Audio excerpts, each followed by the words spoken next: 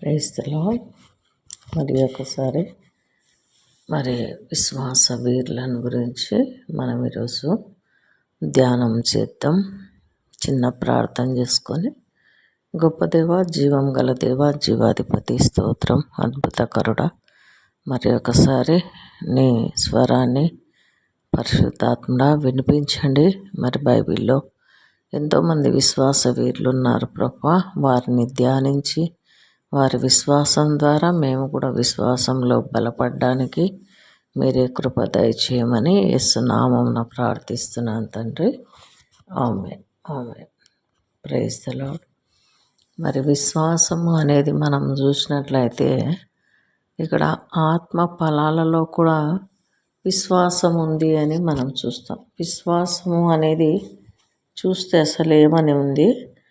ఈ విశ్వాసం అనేది నిరీక్షింపబడు వాటి యొక్క నిజ స్వరూపము, అదృశ్యమైనది ఉన్నది అనుటకు రుజువు అని చూస్తాం. అంటే ఈ విశ్వాసమును బట్టే అందరూ సాక్ష్యము పొందినారు. కాబట్టి ఈ విశ్వాసం చేత మనము గ్రహించుకుంటున్నాం. బైబిల్లో అంతా విశ్వాస వీరులు చూసినట్లయితే చాలామంది ఉన్నారు. బైబిల్లో మనకు హెబ్రీ గ్రంథము 11వ అధ్యాయంలో చాలామంది విశ్వాస వీరులు ఉన్నారు. అంటే వాళ్ళ లైఫ్ స్టైల్ ఒక్కొక్క సాక్ష్యాన్ని బట్టి, వారు చేసిన క్రియను బట్టి, వాళ్ళు దేవునిలో ఉంచిన విశ్వాసమును బట్టి మరి వాళ్ళు విశ్వాస వీరులుగా బైబిల్లో రికార్డ్ చేయబడినారు. మనకు నచ్చిన విశ్వాస వీరుడి క్యారెక్టర్ను గురించి మనము ధ్యానిస్తున్నాం. ఈ గ్రేస్ బైబిల్ ద్వారా అనేకులకు విశ్వాసంలో బలపడాలని వీరిని గురించి మనము చెప్తూ ఉన్నాం. ఈ విశ్వాసము అనేది మనం చూస్తే నమ్మకము, ఇది ఆత్మ ఫలంలో ఒకటి అనేది కూడా మనము చూస్తున్నాం. అంతేకాకుండా ఈ విశ్వాసం లేకుండా దేవునికి ఇష్టలై ఉండుట అసాధ్యం. ఇంకొకటి, దేవుని యొద్దకు వస్తే అతడు ఉన్నాడు అని, తన్ను వెదుకు వారికి ఫలం దయచేవాడని నమ్మాలి కదా. కాబట్టి బైబిల్లో ప్రతి ఒక్కరు విశ్వాసంతోనే ఉన్నారు, సాక్ష్యం పొందినారు, వాగ్దానాలు పొందినారు అని మనం చూస్తాం. కాబట్టి వాళ్ళు వాగ్దానాల ఫలము వాళ్ళు అనుభవించలేదు, కానీ దూరం నుంచి చూసినారు. యెహోవా వాక్కుగా వాళ్ళు అనుభవించినారు. దేవుని వాక్కును చూసే విశ్వాసము పొందుకున్నారు. వారంతా గురి ఏమి అంటే, మనం పరదేశులము, యాత్రికులము అని విశ్వాసం గలవారే వృత్తి పొందినారు. మరి కొత్త నిబంధనలో చూస్తే ఈ విశ్వాసమును బట్టే ఒకరోజు మనము మృతులలో నుంచి లేస్తాము అని మనం చూస్తాము. అంటే పునరుద్ధానం పొందుతాము అనే విశ్వాసము అందరిలో ఉంది. మనము శరీరం ద్వారా మరణించినా కూడా ఆత్మతో లేపబడతాము అని బైబిల్లోని విశ్వాస వీరులందరూ హతసాక్షులైనారు అని మనం చూస్తాము. కాబట్టి ఇక్కడ మనం చూస్తే పాత నిబంధన భక్తులందరూ విశ్వాసం ద్వారా హతసాక్షులైనారు, మరణించినారు, శ్రేష్టమైన దాన్ని పొందుకున్నారు, వాగ్దాన ఫలాన్ని తర్వాత పొందుకుంటారు అని మనము చూస్తున్నాం. ఈరోజైతే నేను హేబెల్ను గురించి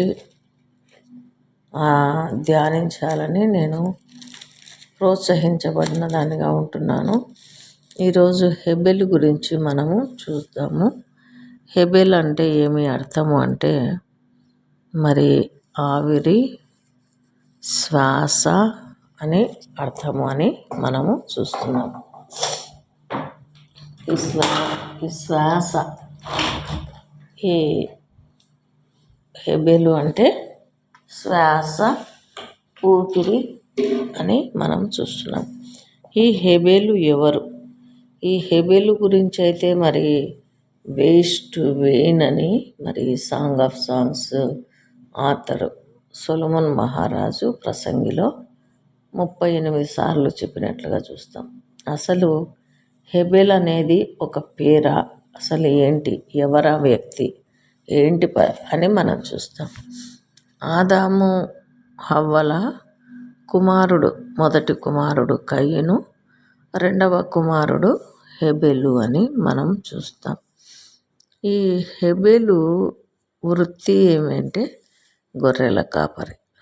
మరి కయీను వృత్తి ఏంటి అంటే భూమిని సేద్యపరిచేవాడు. దేవుడైన యెహోవా ఆదామును హవ్వను భూమిని సేద్యపరచుటకు ఏదెను తోటలో వారిని ఉంచినాడు అనే మాటను కూడా మనము చూస్తాం. కాబట్టి సాతాను చేత మోసగించబడిన తర్వాత వారికి పుట్టిన సంతానము కయీను, హెబెలు. ఇప్పుడు ఇద్దరి ప్రొఫెషన్స్ డిఫరెన్స్. కయీనేమో భూమిని సేద్యపరుస్తున్నాడు, మరి హెబెల్ ఏమో గొర్రెల కాపరిగా ఉన్నాడు. మరి ఇది చూసినట్లయితే ఇది యేసు ప్రభువు కూడా గొర్రెల కాపరిగా ఉండి గొర్రెలందరి కొరకు ప్రాణం పెట్టినాడు అని మనము చూస్తున్నాం. ఇక్కడ ఏంటి గొడవ అంటే అర్పణ దేవునికి చెల్లించినారు ఇద్దరు, కయీను హెబెలు అర్పణ చెల్లించినారు. కయీను అయితే పొలము పంటలో కొంత తీసుకొచ్చి దేవునికి అర్పణ ఇచ్చినాడు, అంటే కానుకగా ఇచ్చినాడు. అంటే తన జీవితంలో తన పొలంలో దేవుడు ఇచ్చిన దానికి కృతజ్ఞతగా అర్పణ తెచ్చినాడు. పొలము పంటలో కొంత అని మనం చూస్తాం. మరి హెబెలు అర్పణ ఎలా ఉంది అని మనం చూస్తే, హెబెలు గొర్రెల కాపరి కాబట్టి తన మంద అంటే గొర్రెల మందలో తొలిచూలు పుట్టిన వాటిని, అంటే ఫస్ట్ ప్రియారిటీ, ఫస్ట్ బార్న్ పుట్టిన వాటినే కాకుండా మరి కొన్ని వీక్గా కూడా పుడతాయి కదా, కానీ వాటిని కూడా కాకుండా కొవ్విన వాటిని తెచ్చి అర్పించినాడు. కాబట్టి దేవుడికి ఎంత మరి ఏదో పనికిరాని అర్పణ కాకుండా ఫస్ట్లోనే ఈ హెబెలు మరి తొలిచూలు పుట్టిన వాటిని అర్పించినాడు, కొవ్విన వాటిని అర్పించినాడు. ఇక్కడ మనం చూసినట్లయితే ఒకసారి అమాలేకీయుల మీద యుద్ధం చేయాలన్నప్పుడు సౌలు రాజు ఏం చేసినాడంటే, ఆయన అమాలేకీయుల యొక్క పశు సంపదను వీక్గా ఉన్న వాటిని చంపి కొవ్విన వాటిని దేవుడికి బలిగా అర్పించాలని ప్రజలతో పాటు తెచ్చినారు. అంటే అప్పుడు ఏమని ప్రవక్త సమూయేలు ప్రవక్త చెప్తాడంటే, నీవు బలులు అర్పించుట కంటే దేవుని మాట వినుట శ్రేష్టము అని అక్కడ చెప్పబడింది. అంటే దేవుడికి ఇష్టమైన బలి మనము అర్పించాలి. ఇక్కడైతే మరి కయీను లక్ష్య పెట్టకుండా పోనీ తొలి పంటలో ఏమన్నా ఇచ్చినాడా? ఇవ్వలేదు. ఏదో కొంత అర్పించినాడు, మరి దశమ భాగము కూడా ఇవ్వలేదు అని మనం చూస్తాం. దేవుడు ధర్మశాస్త్రాన్ని ఇచ్చినప్పుడు వీళ్ళు లేరు, కానీ మరి మొదటి వాటిని ఇవ్వాలి అనేది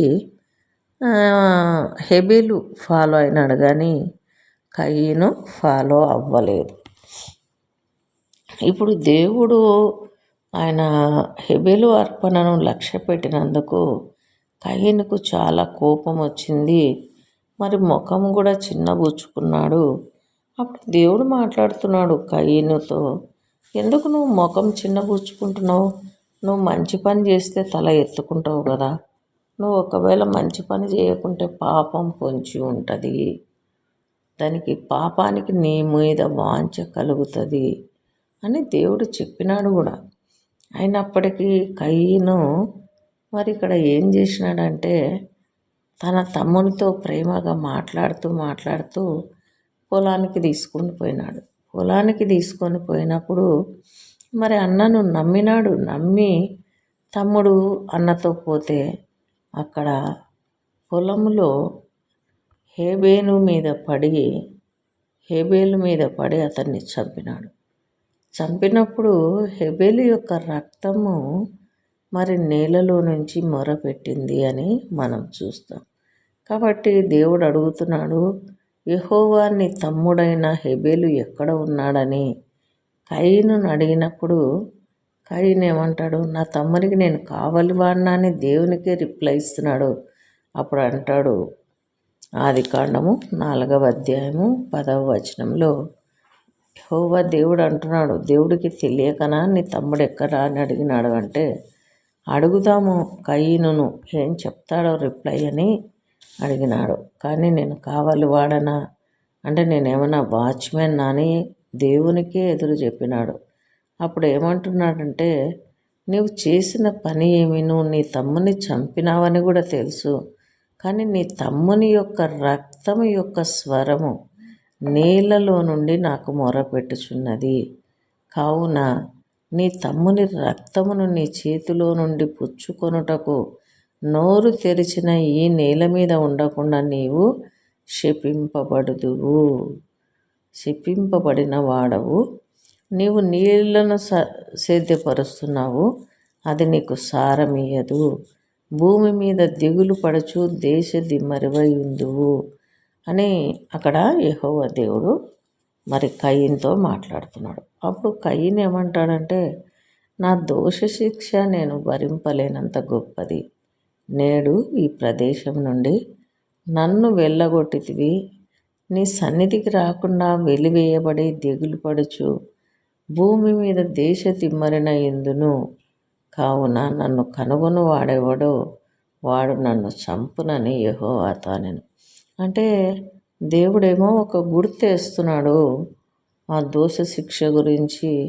మరి దేవుని సన్నిధి నుంచి వెళ్ళగొట్టబడినాడు, శిక్షకు పాత్రుడైనాడు. చూడండి, ఆయన చేసిన ఒక నిర్ణయము మరి దేవుని సన్నిధికి రాకుండా ఆ భూమి మీద ఆయన సేద్యము చేసేవాడు, భూమిని సేద్యపరిచేవాడు. కానీ ఇప్పుడు భూమి అయితే ఆయనకు సారం ఇయ్యదంట.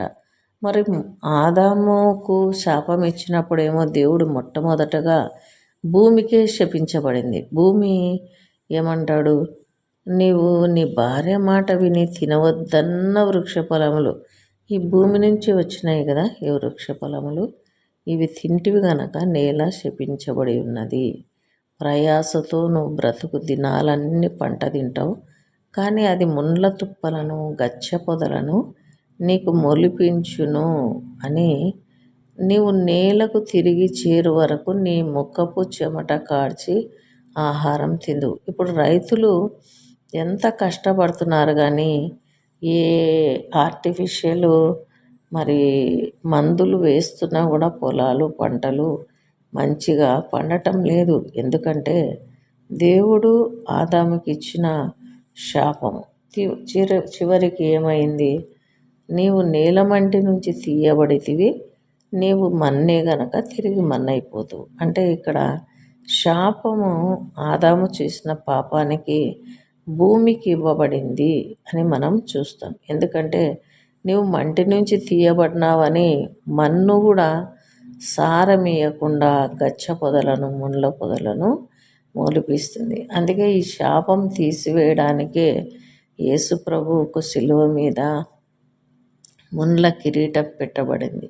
అంటే భూమి మీద మొలిచిన చెట్లన్నీ ఆ శాపం తీసివేయబడటానికి యేసయ్య తల మీద మరి ఆ ముండ్ల పొదలు పెట్టడం వల్ల ఆ శాపానికి దేవుడు యేసయ్య రెమెడీ ఇచ్చినాడు అని మనం చూస్తాం.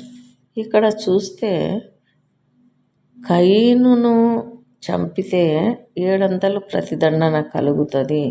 కాబట్టి కయీనును ఎవ్వరు చంపొద్దు అని ఒక గుర్తు వేయడం జరిగింది. అది ఎక్కడ వేసింటారో గుర్తు అంటే లలాటం మీదనే, అంటే నుదుటి మీదనే ఆ గుర్తు వేయబడి ఉంటుంది అని చూస్తాం. కాబట్టి ఈ కయీను యెహోవా సన్నిధి నుంచి బయలుదేరిపోయి ఏదేనుకు తూర్పు దిక్కున నోదు దేశంలో కాపురం ఉండెను అని మనం చూస్తాం. అంటే కయ్యను దేవుని సన్నిధి నుంచి ఏదేను తోట నుంచి వెళ్ళగొట్టబడము, తర్వాత నోదు దేశంలో ఉండడం అని మనం చూస్తున్నాం.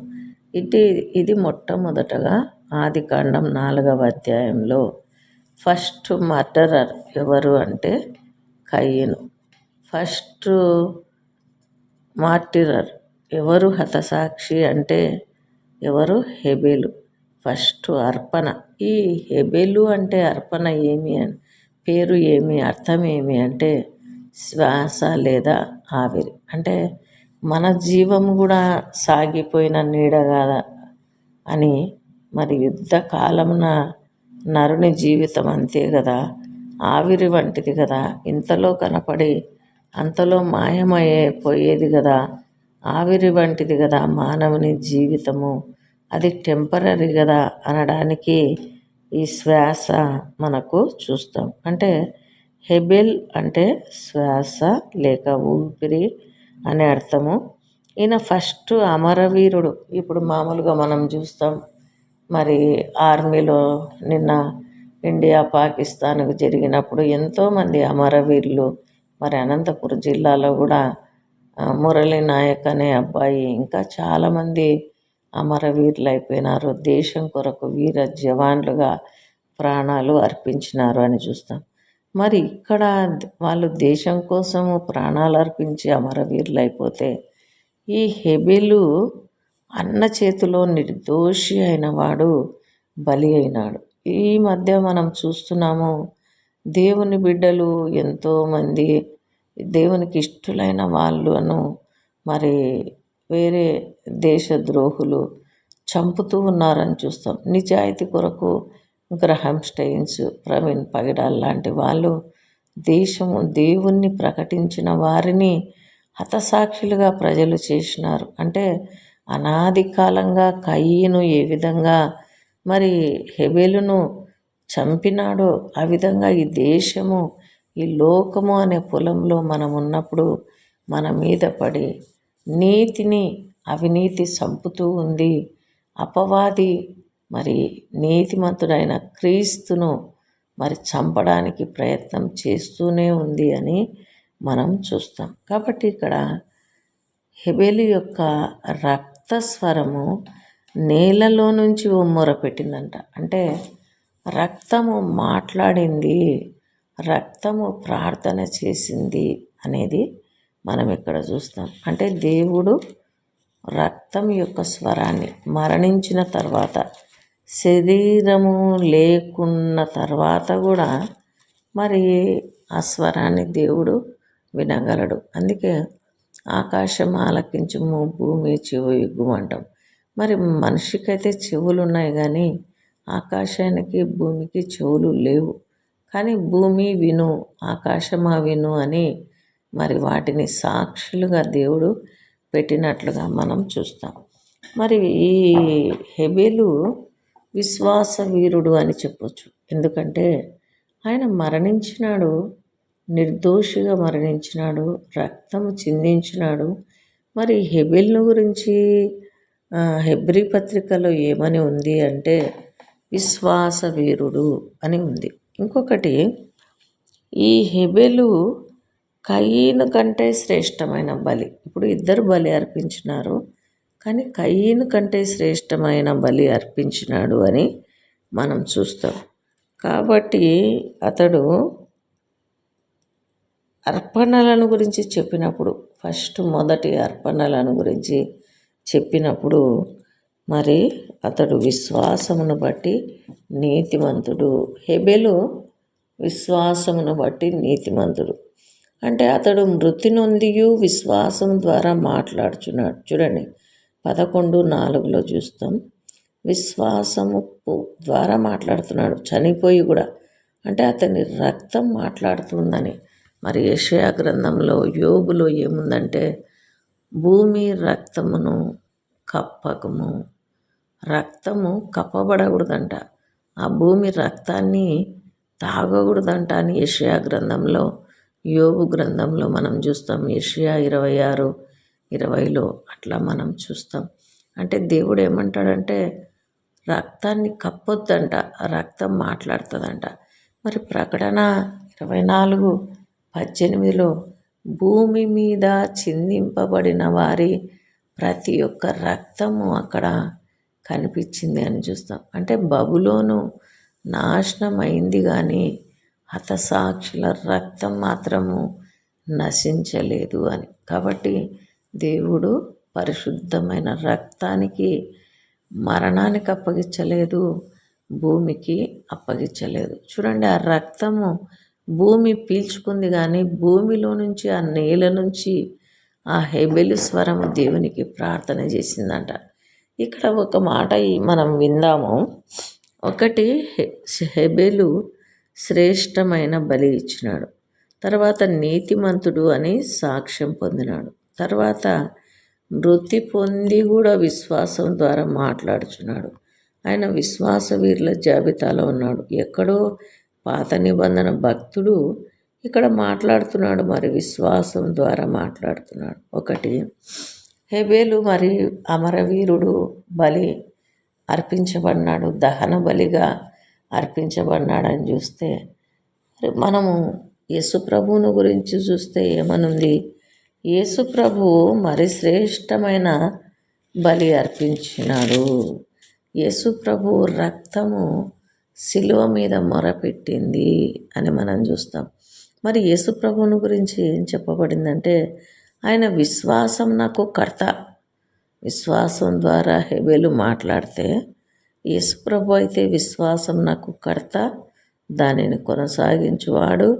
కాబట్టి మనమేం చేయాలా? మన ఎదుట ఉంచబడిన పందెములో ఓపికతో పరిగెత్తాలి.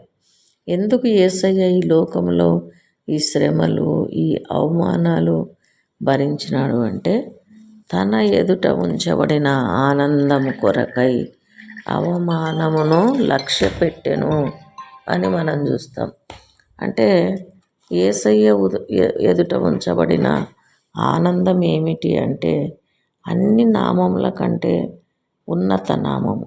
ప్రతి నామము, ప్రతి నాలుక యేసయ్యను దేవుడు అని ఒప్పుకోవాలి అని మనము చూస్తాం. కాబట్టి దేవుని సింహాసనమున కుడిపార్శ్వమున ఆసీనుడైనాడు, సిలువను సహించినాడు.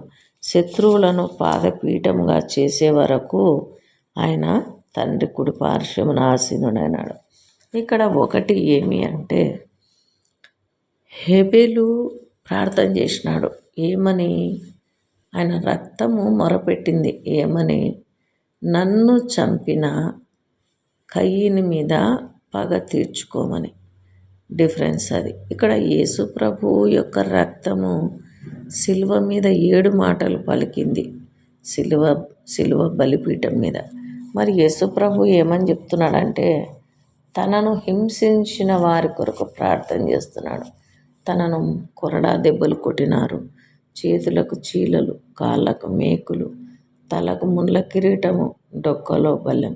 ఇంత హింసించినారు, యెరూషలేమంతా ఈడ్చినారు, మరి ముఖం మీద ఉమ్మి వేసినారు. యూదుల రాజా శుభమని ఎంత హేళన చేసినారు. దాహం నాకు ఇయ్యు అంటే మరి చేదు చిరకను హిస్సోపుకు తగిలించి ఆయన దాహం తీర్చలేని వారిగా ఉన్నారు. జీవజలం ఇచ్చిన యేసయ్యకు మనుషులు కఠినులు, మరి ఒక్క నీటి చుక్క జీవజలం ఇచ్చిన యేసయ్య నోటికి నీళ్లు కూడా ఇవ్వలేకపోయినారు.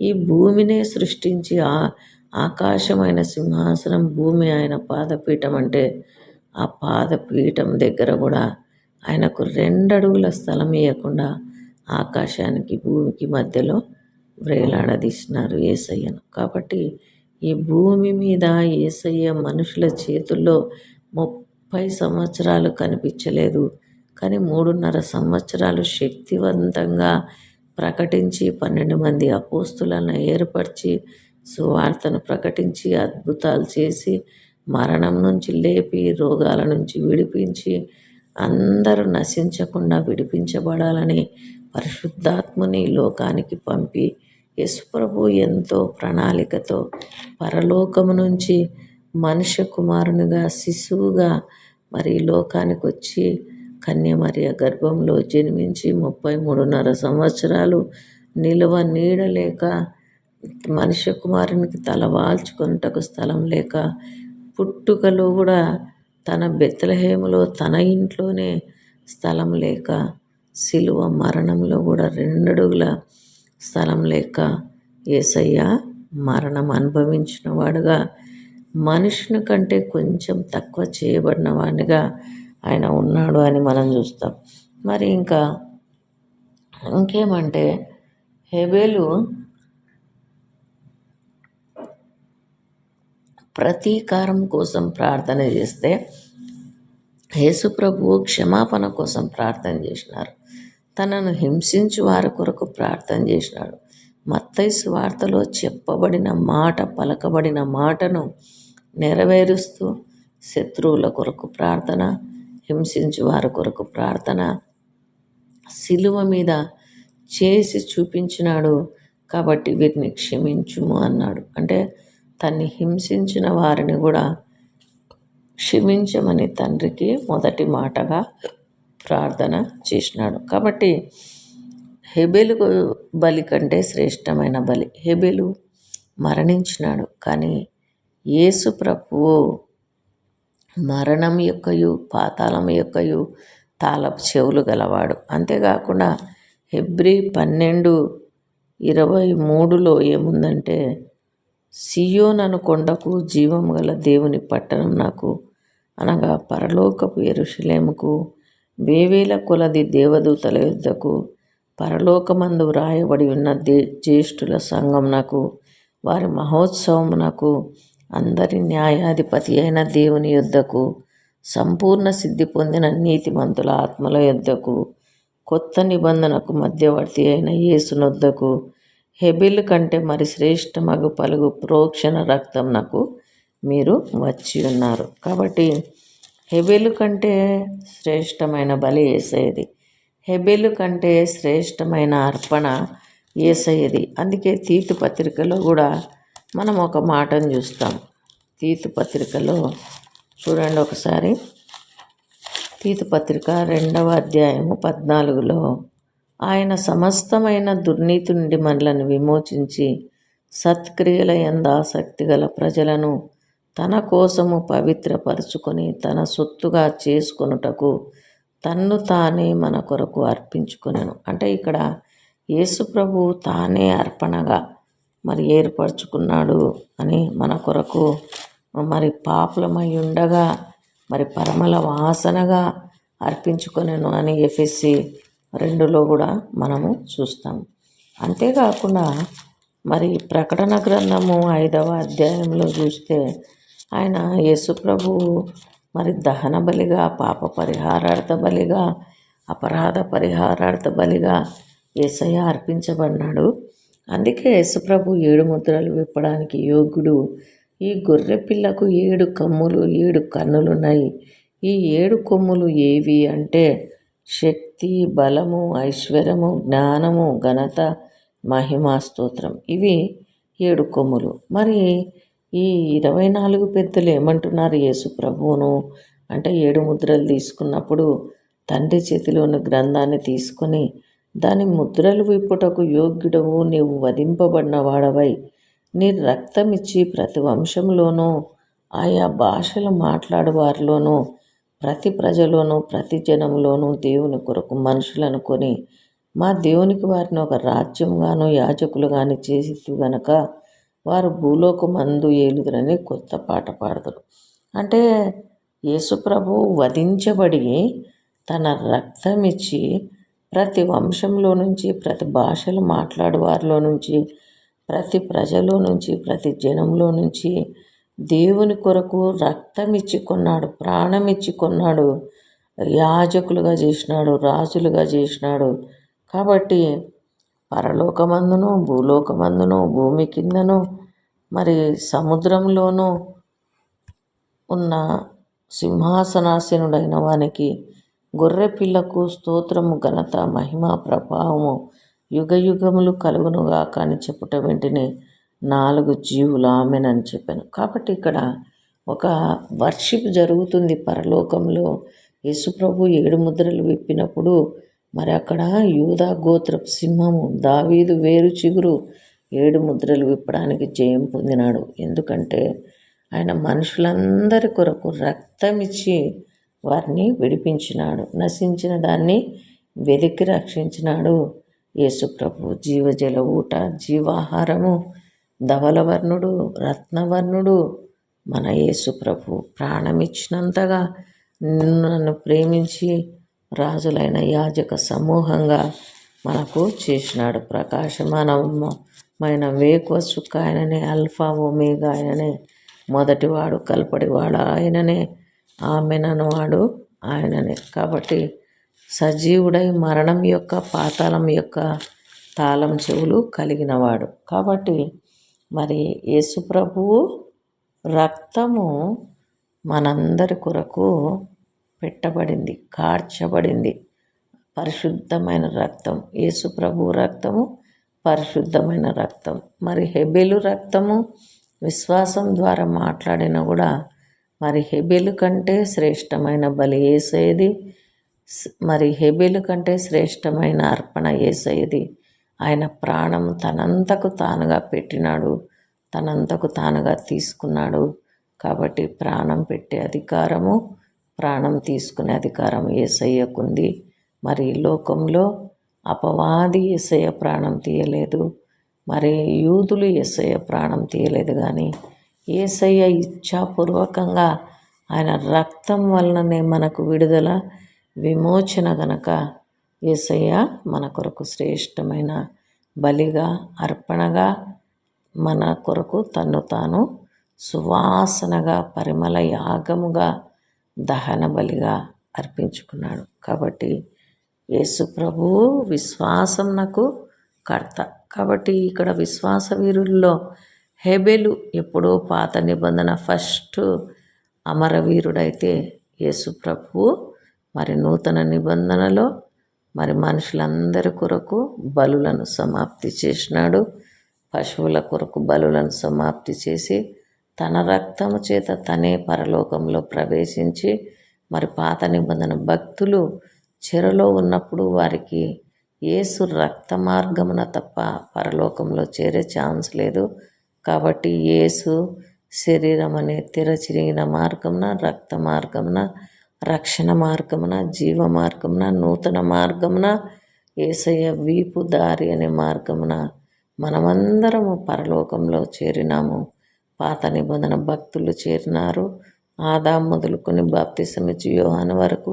రేపు నీవు నేను కూడా యేసయ్య పరదైసులో మనము ఉండబోతున్నాం. యేసు రక్తం వలన మాత్రమే మనము నీతిమంతులుగా తీర్చబడినాం. హెబెలు రక్తం వలన నీతిమంతులుగా తీర్చబడలేదు. హెబెలు రివెంజ్ కోరుకున్నాడు యూదుడు గనక, మరి యేసయ్య క్షమాపణ కోరుకున్నాడు. కాబట్టి హెబెలు విశ్వాస వీరుడే, కానీ యేసుప్రభు విశ్వాసమునకు కర్త, మనకు రక్షణ ఇచ్చినవాడు, మనలను మరణం వరకు ప్రేమించినవాడు, మనకు దుఃఖం లేని రాజ్యమును ఇచ్చినవాడు. అట్టి విశ్వాసం నాకు కర్త నాయన యేసును ఆరాధిద్దాం, యేసులో జీవిద్దాం, యేసు కొరకు సువార్త ప్రకటిద్దాం, యేసు శిలువ సాక్షులుగా ఈ లోకంలో జీవిద్దాం. అట్టి కృప మనకు దేవుడు అనుగ్రహించునుగాక. ఆమేన్.